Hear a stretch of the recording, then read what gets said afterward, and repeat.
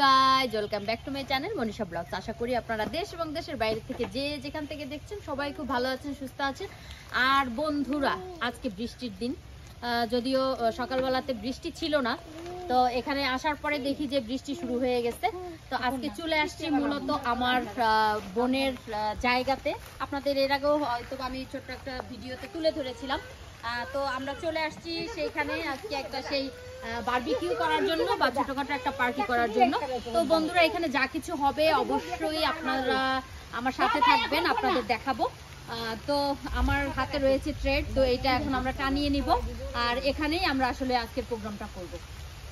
তো বন্ধুরা, দেখতেই পাচ্ছেন আসলে আমার বোনের গাড়িটা এখানে রাখা রয়েছে। আসলে এই গাড়ির নিচে আমি কিছু বাঁশ পাতা রেখে দিয়েছিলাম আগুনটা জ্বালানোর জন্য, কারণ হচ্ছে যেহেতু বৃষ্টি নেমে গেছে, তো সেই জন্য লাকড়িগুলিও ভিজে গিয়েছে বা কাঠগুলি ভিজে গিয়েছে, যার জন্য আমি সেই কিছু বাঁশ পাতা নিয়ে নিচ্ছি যাতে আগুনটা খুব সহজেই জ্বালানো যায়। আর এই তো দেখতে পাচ্ছেন এখানে সেই বারবিকিউ করার সব সরঞ্জামাদি রয়েছে। আমার ছেলে, আমার ভাইস্তা, ওরা কিন্তু ভিজে একেবারেই চুপচুপা হয়ে গেছে, এবং আমার মা দাঁড়িয়ে আছে, আমার বোন।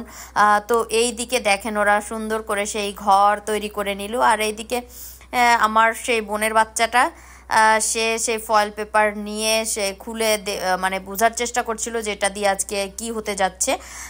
তো আসলে বন্ধুরা, আমরা যখনই একটুখানি সময় পাই তখনই চেষ্টা করি যে ভাই বোন বা সবাই মিলে একটুখানি সেই মজা করার জন্য। তো এই জন্যই আসলে আজকের এই আয়োজন, কিন্তু আয়োজনে একেবারেই মন খারাপ হয়ে গেল, কারণ হচ্ছে সকালে কিন্তু কোনোই বৃষ্টি ছিল না। তো বৃষ্টি দেখে আসলে খুব খারাপ লাগছিল। আর এই দিকে দেখেন বন্ধুরা, সেই বারবিকিউ করার জন্য যা যা প্রয়োজন সব কিছু রাখা রয়েছে।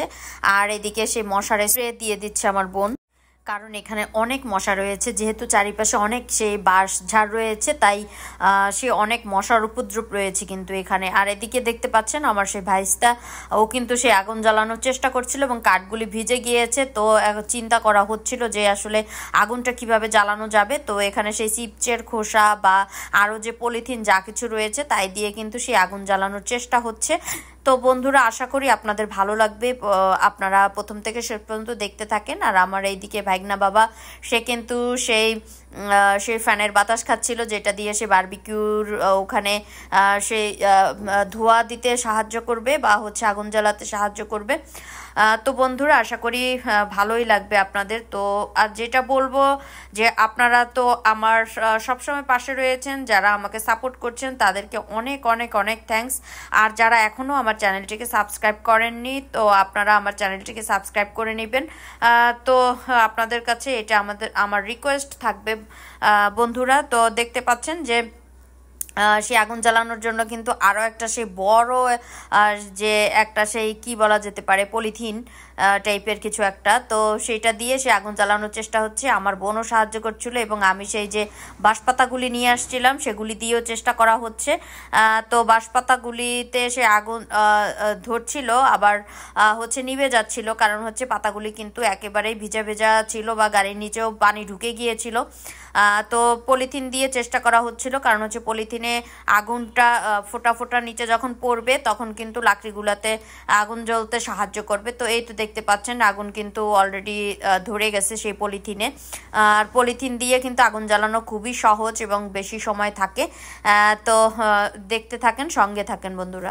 এবারে কিন্তু বন্ধুরা ফাইনালি সে আগুন ধরে গেছে, আর আমার ছেলে আর একটু বেশি করে কাঠ দিয়ে দিচ্ছিল, এবং কাঠগুলি আগে সে পোড়ানোর কারণ হচ্ছে কিন্তু কয়লা তৈরি করার জন্য।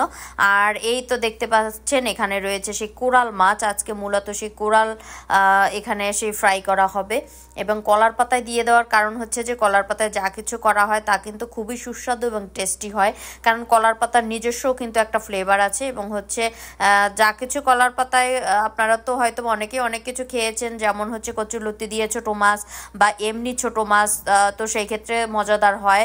আর কোরাল মাছ বা ভেটকি মাছ যেটাই বলেন, এগুলি কিন্তু কলার পাতাতে অনেক জমে। আর এরপরে কিন্তু সেই এটার সাথে সেই ফয়েল পেপার দিয়ে সুন্দর করে পেঁচানো হবে। তো আসলে আমার বোন কিন্তু আর বাকি খাবারগুলি ওর বাসার থেকেই তৈরি করে নিয়ে আসছে, সাথে পোলাও আছে, সাথে মাংস রয়েছে, আরও অনেক কিছু নিয়ে আসছে, সেই আম সালাদ টালাদ যা ও যতটুকু পেরেছে সবই ও ম্যানেজ করে নিয়ে আসছে, কারণ ওর বাসা সেই ঢাকাতে, সেখান থেকে ও নিয়ে আসছে।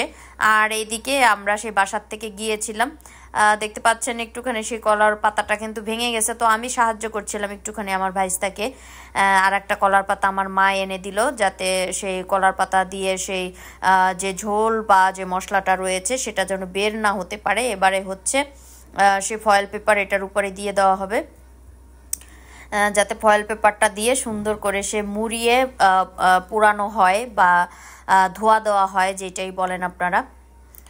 তো বন্ধুরা আসলে আপনারা এভাবে যদি করে খান আশা করি আপনাদের খুবই ভালো লাগবে। আর একটা বিষয় সেটা হচ্ছে আসলে যখন অনেকে এক জায়গায় থাকে বা আনন্দ করে কোনো কিছু করা হয় তখন কিন্তু সেই জিনিসটা এমনিতেই খুব সুন্দর হয় এবং সুস্বাদুও হয়। কারণ হচ্ছে যখন মন ভালো থাকে বা সবাই হই হই করে আনন্দ করে হাতে হাতে কাজ করা হয়, সেই কাজ কিন্তু খুব সহজেই হয়ে যায় এবং সেটা দেখতেও খুব সুন্দর লাগে বা শোভনীয় হয়, খেতে তো দারুণ হবেই আশা করছি।